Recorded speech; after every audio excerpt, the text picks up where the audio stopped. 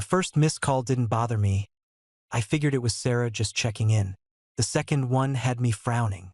By the fifth missed call, I was already in my truck, hands still grimy from the job site, heart pounding like a hammer in my chest.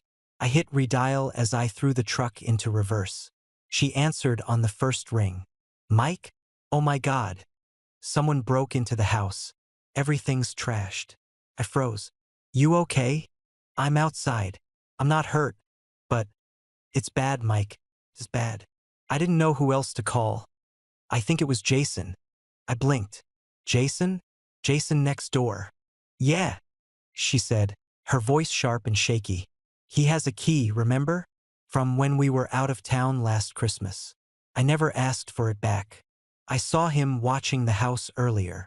I pulled out of the lot and sped toward home. Sarah, did you call the police? Yeah, they're on their way.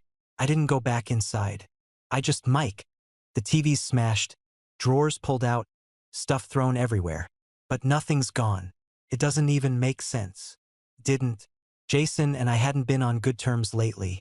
Sure, we had a falling out over a deal. He was supposed to buy into a contracting job with me and backed out last minute, screwing my timeline and reputation. But breaking into our house? Destroying stuff for no reason. Stay outside. Wait for the cops. Don't go back in until I get there, I said, gripping the wheel so hard my knuckles cracked. I'm not going anywhere, she whispered. Traffic blurred past as I sped down Route 18.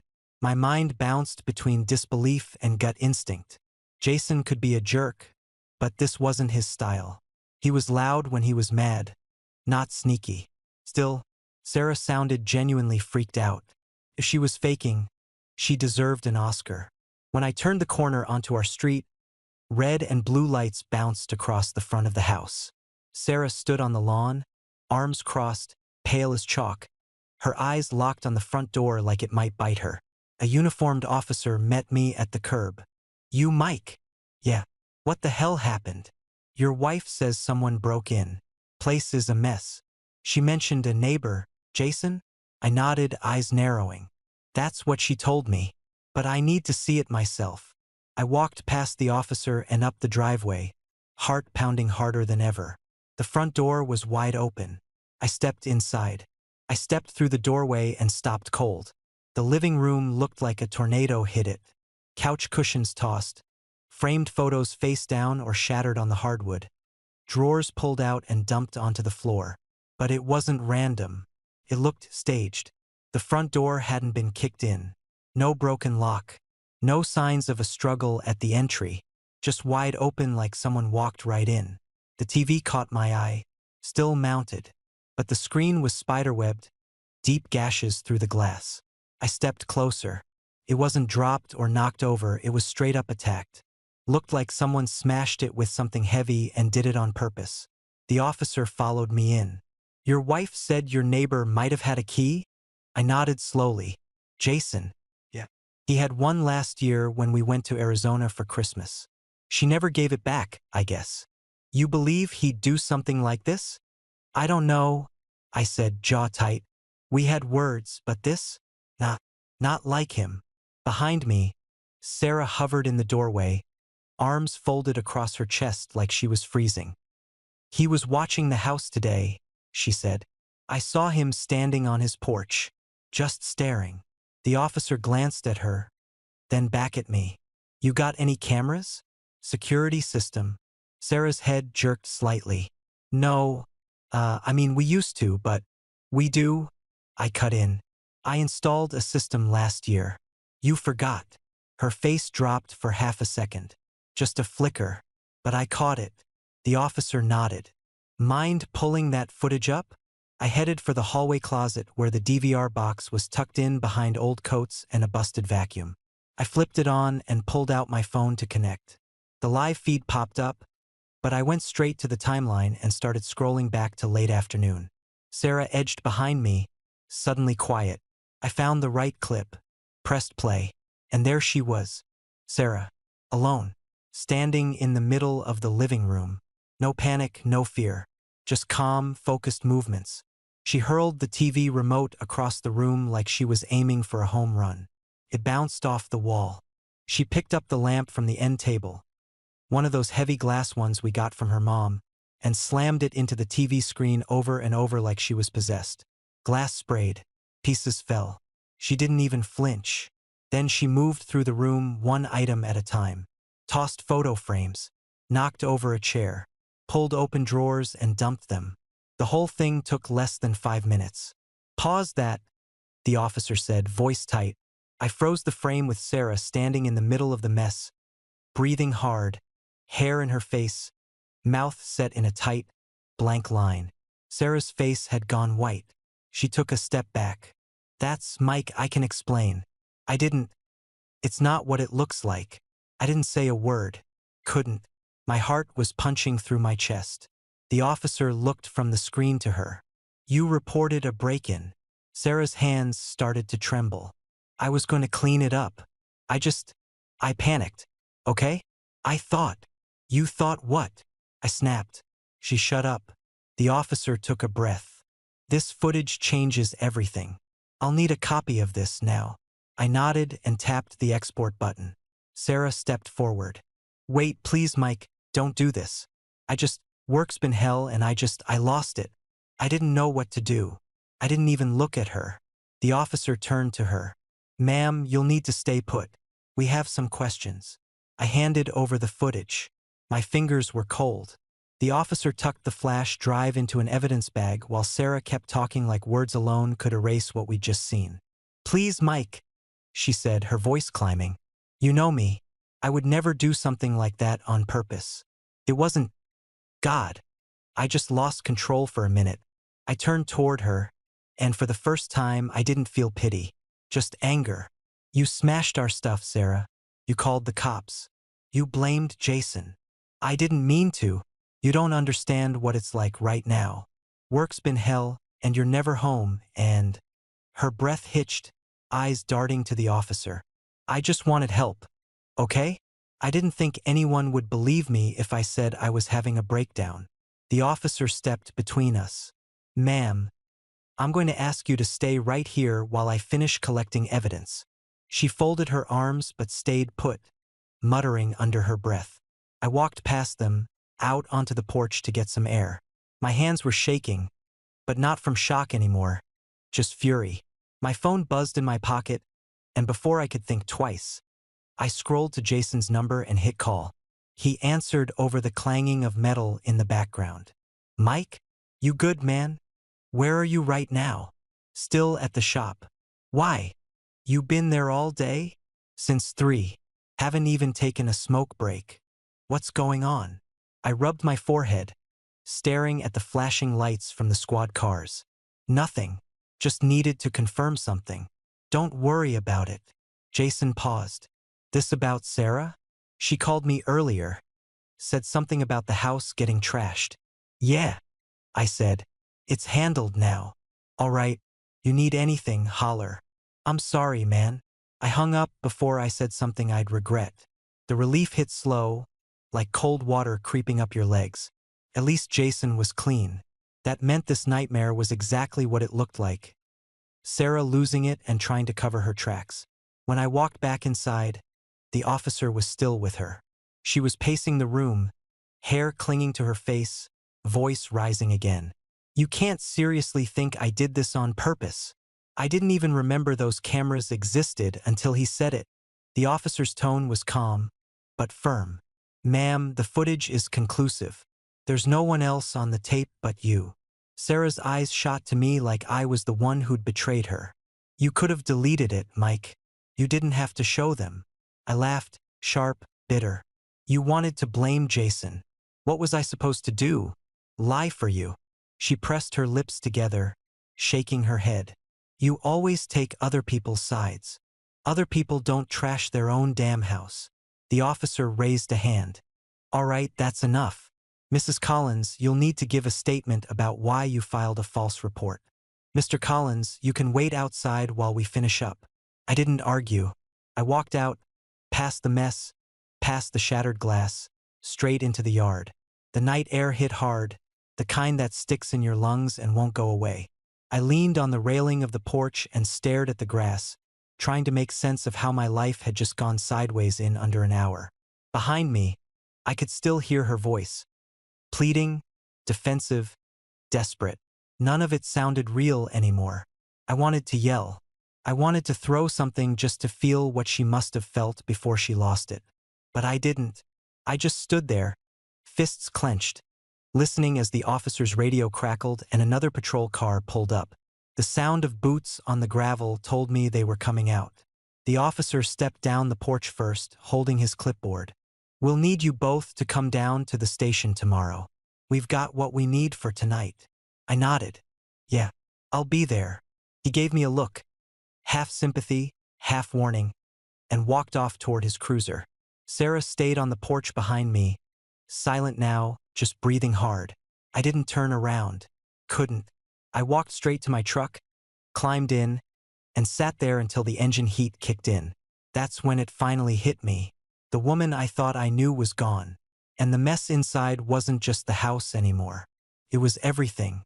I sat in the back of the cruiser with the door open, filling out a written statement while my hands still smelled like sawdust and drywall. My pen scratched hard over the paper, like pressure made the words matter more. Name, address, occupation, construction foreman, 6 years with Midstate Contracting. Then I heard boots on gravel again.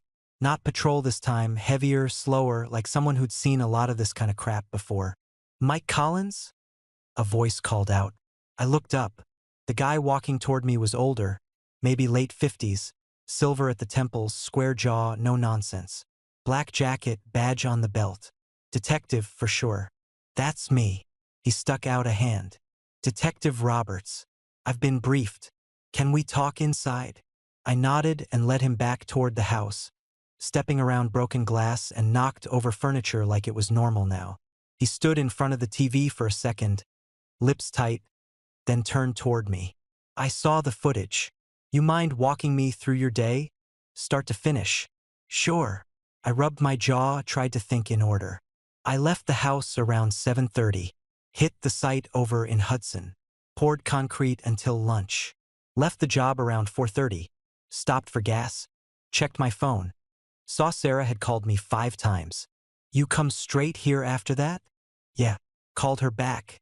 She told me the house got broken into. Said she thought it was our neighbor, Jason. He raised a brow. "Why would she think that?" I hesitated. "We've had issues with him before.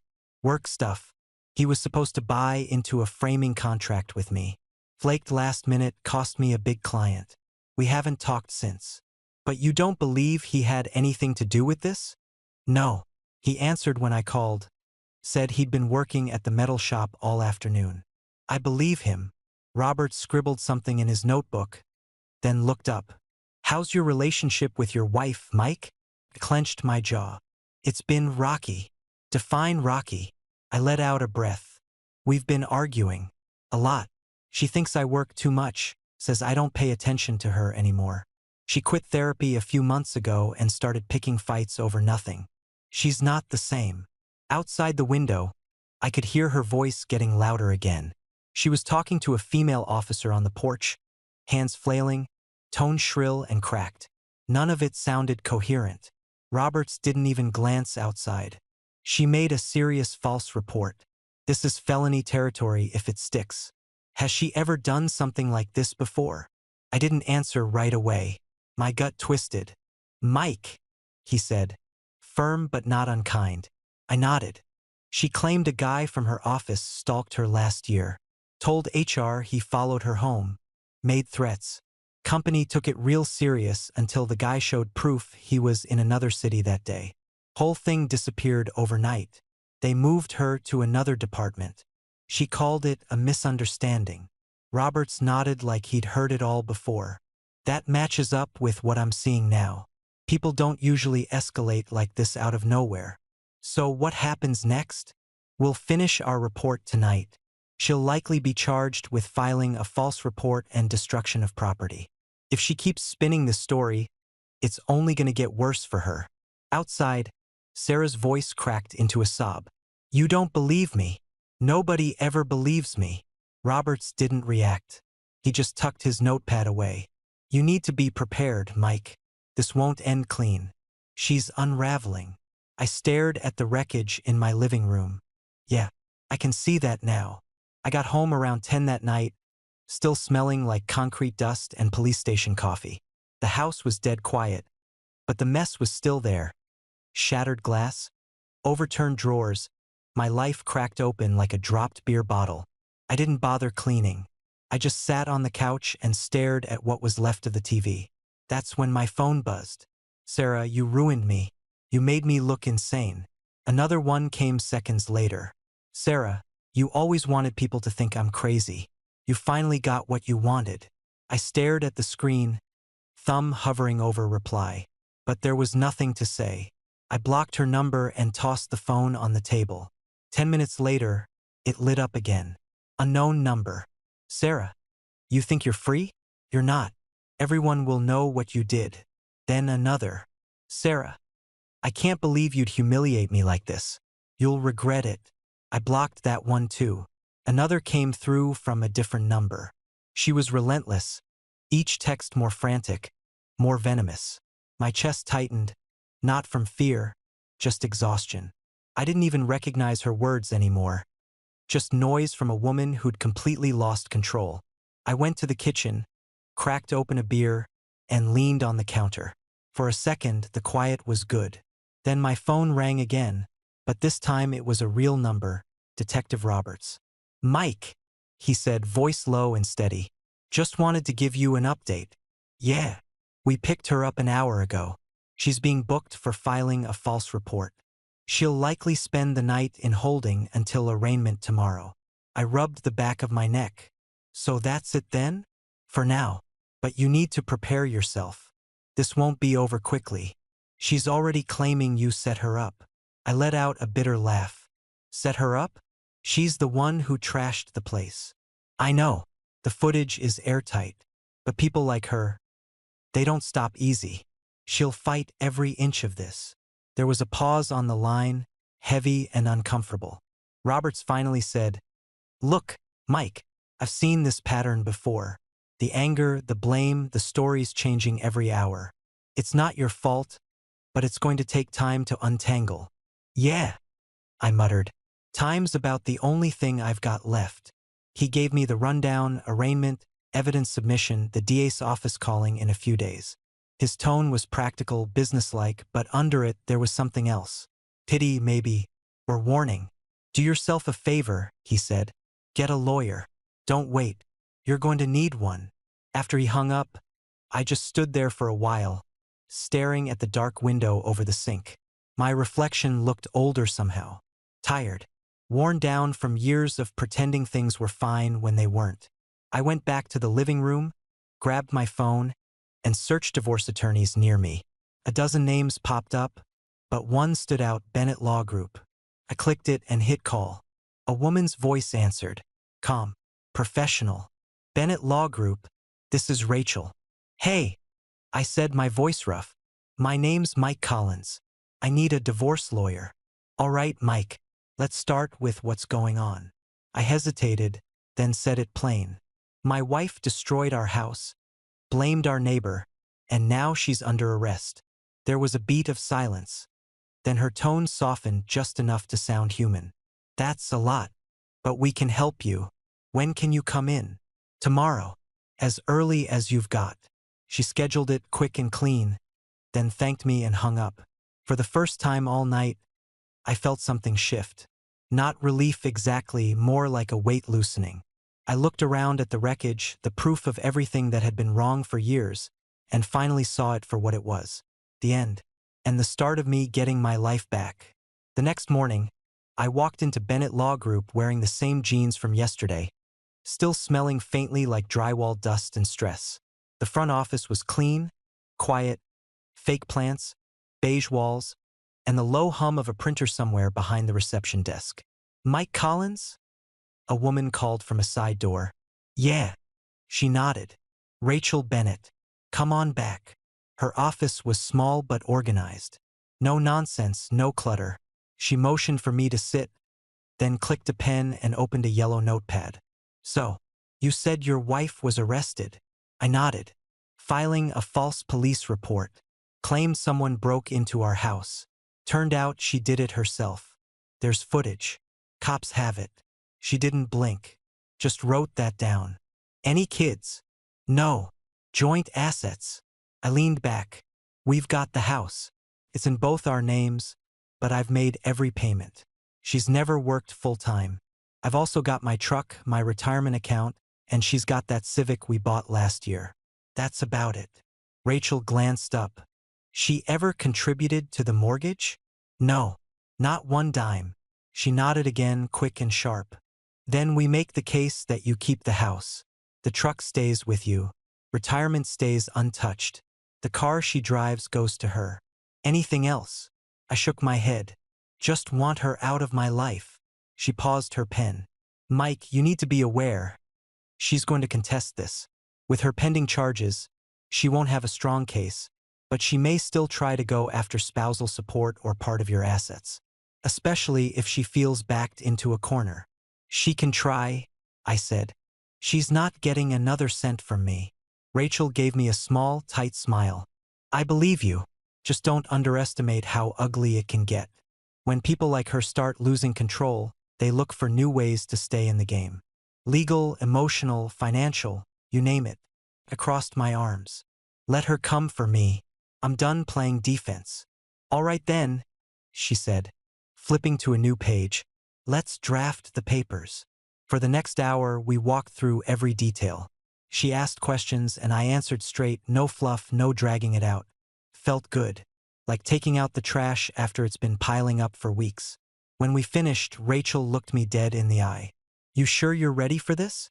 Once we file, it moves fast. Especially with the criminal case happening at the same time. I've never been more sure of anything in my life, I said. She slid the draft across the desk for me to review. Good. Because once this starts, you need to be all in. No backpedaling. No guilt. I picked up the pen and signed. No guilt left. She made sure of that. Rachel gathered the papers and stood. We'll serve her officially once the charges are filed. Shouldn't take long. I shook her hand. Firm. No hesitation. Outside, the air felt different, cooler, cleaner somehow. I stood on the sidewalk, staring down at my truck, thinking about how long I'd been carrying dead weight, pretending things were okay. Now it was all out in the open. No more secrets.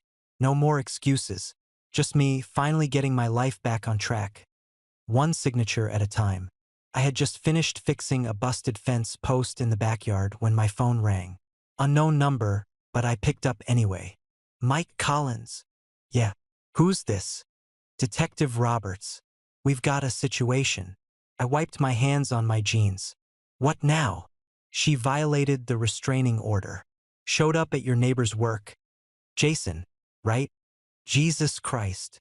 She caused a public disturbance. Screaming, throwing stuff. Jason's coworkers called it in. We picked her up 20 minutes ago. I turned and stared at the grass like it might give me answers. Is he okay? Shaken. But fine. No injuries. Look, Mike. I've dealt with this kind of behavior before. When someone loses control like this, they look for any crack they can slip into. She's unraveling. I figured as much after the third blocked number. I muttered. She's back in holding now. This time, it's violating a protective order and harassment. You might want to talk to your lawyer. We'll send over the report tonight. Thanks, I said and hung up. I didn't even sit down. Just called Jason. He answered right away. Man, I don't know what the hell that was. Roberts just called me. Jason let out a shaky breath. I'm at work, right?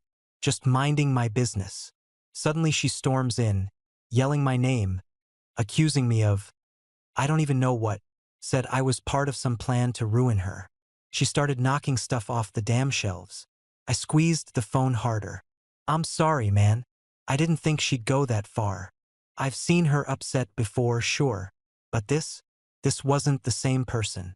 Her eyes were wild, like she wasn't even really there. Yeah, I said, voice low. I'm starting to get it. There was a pause. Jason cleared his throat. I'm not mad at you. I know this isn't on you. But damn, Mike, you really didn't see it before. I saw pieces. I said. But I always looked away, thought maybe I was overreacting. Maybe I was the problem. Well, now you know. Yeah, now I know.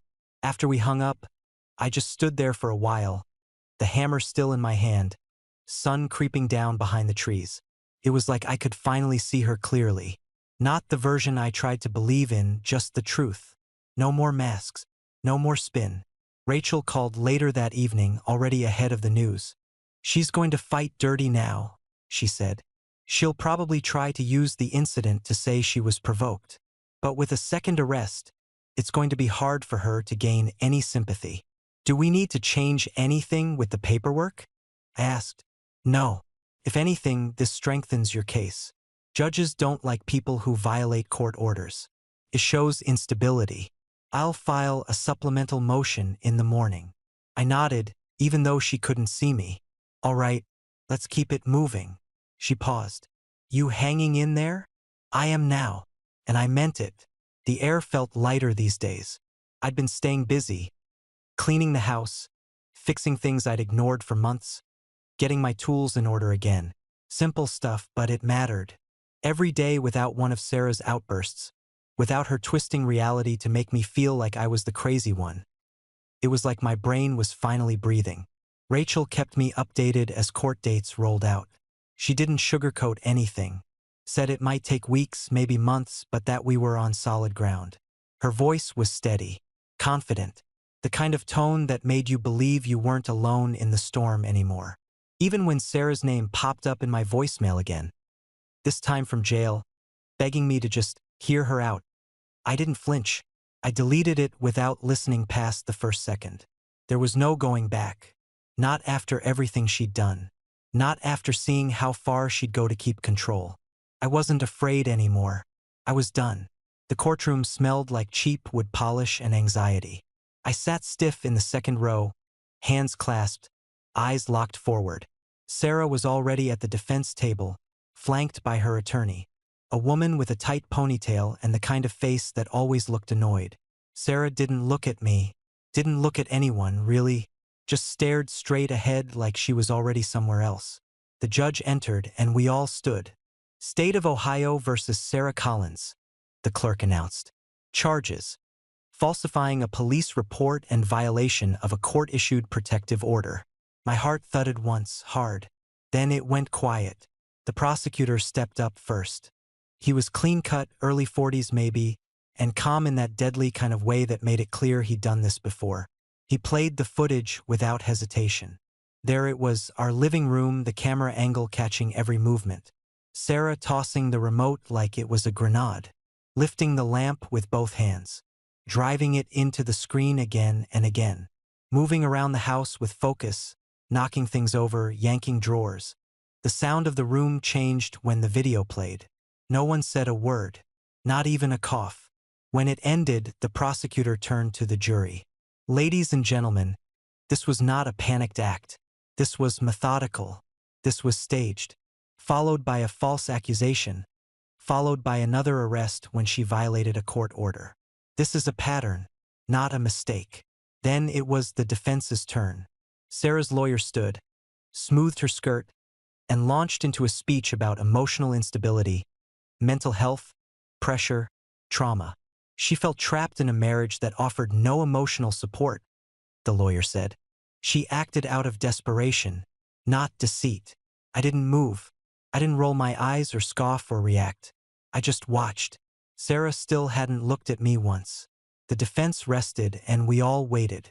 The jury was sent out to deliberate, and I stood up, stretching legs that felt like concrete. Rachel leaned in from behind me. She didn't help herself, she whispered. That footage buried her. I know, I said. I was there. An hour later, the jury came back. Fast. That was never a good sign for the defense anyway. The foreman stood. Guilty on both counts. Sarah didn't flinch. No tears. No outburst. Just a blank face like she was watching someone else's life fall apart. The judge thanked the jury, then turned to Sarah. Sentencing will follow within the week. For now, you'll remain in custody. Her lawyer whispered something in her ear. Sarah didn't nod, didn't blink. just stood there, cold and still, like the woman I used to know had been completely replaced. After court adjourned, Roberts caught me by the exit. "This'll make your divorce a hell of a lot easier," he said. "Judge will see the pattern. You're almost through it." "Almost," I said, "but I'll take it." He patted my shoulder once and left. Rachel walked with me to the parking lot. She didn't say much, just gave me a nod before heading to her car. I sat in my truck for a minute, both hands on the wheel, not turning the key. It wasn't joy, wasn't even relief. It was something else. Vindication, maybe. Proof that I hadn't imagined it all. That everything she'd put me through, gaslighting, lies, the chaos, was real. And now the world saw it too. She'd fooled everyone for years. Friends, neighbors, even me. But not anymore. I looked at the courthouse doors one last time, then started the engine. The next hearing would be for the divorce. And this time, she wouldn't be able to spin her way out. The divorce hearing lasted less than 15 minutes. I sat next to Rachel at the petitioner's table, watching the judge skim through the file like it was already decided. And honestly, it was criminal conviction, restraining order violations, false reports. Sarah didn't stand a chance. Her lawyer barely spoke. When the judge hit his gavel, it was like a door slammed shut. "Mr. Collins will retain ownership of the marital home, the truck, and his full retirement account. Ms. Collins will retain the jointly purchased vehicle in her possession and is responsible for her own legal costs." Sarah didn't look at me. She just stood up and walked out like someone hit mute on her personality. No eye contact, no last words, nothing. And that was the most peace she'd ever given me. I stayed in my seat a few seconds longer, just breathing. Rachel tapped my arm and leaned in. "That's it. You're done." I followed her out of the courtroom, but not before catching one last glimpse of Sarah, standing near the exit with her arms crossed, chin down like a scolded child. She looked small, not sad, not angry, just hollow. I didn't feel sorry for her. Not anymore. I felt free. The next couple months moved fast. I repainted the living room, replaced the shattered TV, fixed the gutters she always nagged about but never touched. Every little repair felt like taking my life back one nail at a time. I went out with friends I hadn't seen in years. Ate steak at a bar instead of sitting in silence over whatever low-carb frozen meal she said we were trying that week. I laughed again, loud, full, real laughter. I hadn't realized how long it had been. Eventually, I met someone new. A nurse. Kind, smart, no drama. We took it slow, grabbed coffee, swapped stories, and for once, I didn't feel like I had to explain or defend my life. I just lived it. That last court date stayed in my mind, though. Not in a heavy way, just as a marker. The day I stopped carrying her weight. I was driving away from the courthouse when it really hit me. Windows down, music low, sun starting to set over the trees along Route 26. I was free, not just legally, mentally, emotionally, fully, and I wasn't going back. Would you have forgiven Sarah or walked away for good? Drop your answer in the comments. And don't forget to like and subscribe for more True Story Confessions.